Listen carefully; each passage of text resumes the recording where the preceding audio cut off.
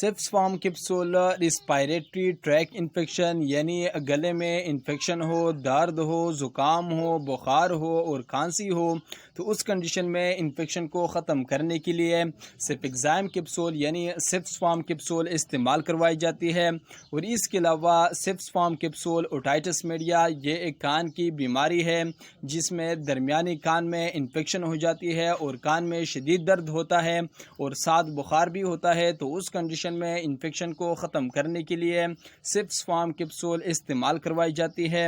اور اس کے علاوہ سپس فارم کیپسول برونکائٹس کے لیے یعنی برونکائٹس وہ بیماری ہوتی ہے جس میں سانس کے نالی میں سوزش ہو جاتی ہے اور سانس لینے میں دشواری ہوتی ہے، تو اس کنڈیشن میں انفیکشن کو ختم کرنے کے لیے سپس فارم کیپسول استعمال کروائی جاتی ہے۔ اور اس کے علاوہ سپس form capsule urinary tract infection یعنی پیشاب کے نالی میں جلن اور انفیکشن وغیرہ ہو تو اس کنڈیشن میں انفیکشن کو ختم کرنے کے لیے سپس فارم کیپسول استعمال کروائی جاتی ہے۔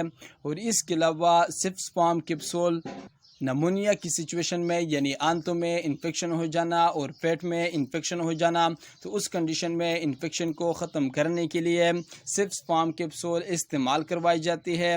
اور اس کے علاوہ سپس فارم کیپسول ٹانسلائٹس یعنی جب گلے میں ٹانسل ہو جاتی ہے اور بڑے ہو جاتے ہیں اور درد کرتے ہیں تو اس کنڈیشن میں انفیکشن کو ختم کرنے کے لیے سپس فارم کیپسول استعمال کروائی جاتی ہے۔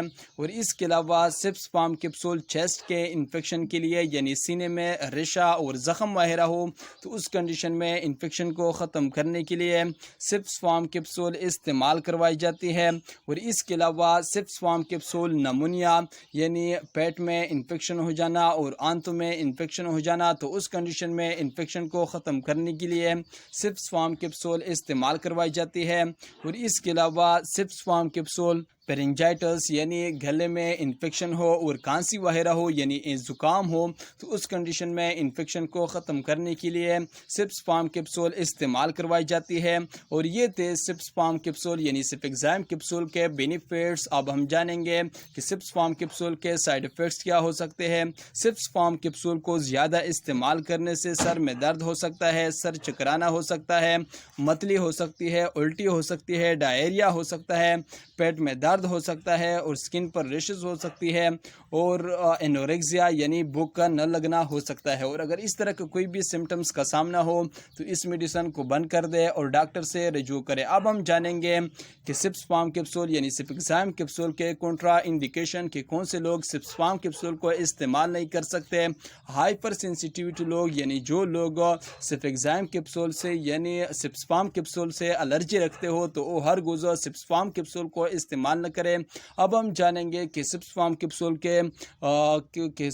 کیپسول کو استعمال کس طرح سے کر سکتے ہیں۔ سپس فارم کیپسول دن میں ایک ہی کیپسول استعمال کر سکتے ہیں۔ اور یہ تھے سپس فارم کیپسول کے بینیفٹ، سائیڈ ایفیکٹ، یوزز اور کنٹرا انڈیکیشن۔ امید کرتا ہوں آپ لوگوں کو ہماری ویڈیو اچھی لگی ہوگی۔ اگر اچھی لگی ہے تو لائک کریں، شیئر کریں اپنے دوستوں کے ساتھ اور سبسکرائب کریں۔ اور کوئی بھی میڈیسن ہو تو ڈاکٹر کے ہدایت کے مطابق استعمال کریں۔ اب میں چلتا ہوں، نیکسٹ ویڈیو میں آپ لوگوں کے ساتھ ملاقات ہوگی۔ اللہ حافظ۔